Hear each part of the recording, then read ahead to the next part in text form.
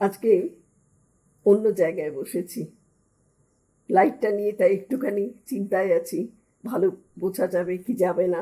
যা হোক, এক জায়গায় নিজেরই বসে একটু অস্বস্তি লাগে।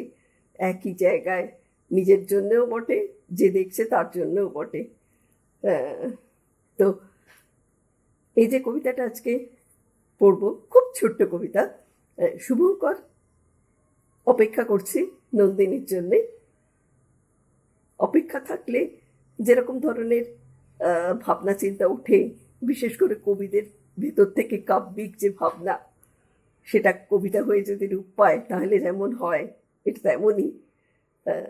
এমনও হয় প্রেমের সম্পর্কে, এমন খুব হয়, একা একাই অপেক্ষা, দেওয়ালের সঙ্গে কথা বলা, আশঙ্কা তৈরি হওয়া, কেটেও যায়, মনে নানান প্রশ্ন তৈরি হয়, মন আবার মানিয়েও নেয়। পড়ি কথোপকথন 6। কালকে এলে না, আজ চলে গেল দিন। এখন মেঘলা, বৃষ্টি অনতি দূরে, ভয়াল বৃষ্টি, কলকাতা ডুবে যাবে। এখনো কি তুমি খুঁজছ নীল পালিশ? শাড়ি পরা ছিল, তাহলে এলে না কেন? জুতো ছেঁড়া ছিল? জুতো ছেঁড়া ছিল না গো। কাজল ছিল না? কি হবে কাজল পরে?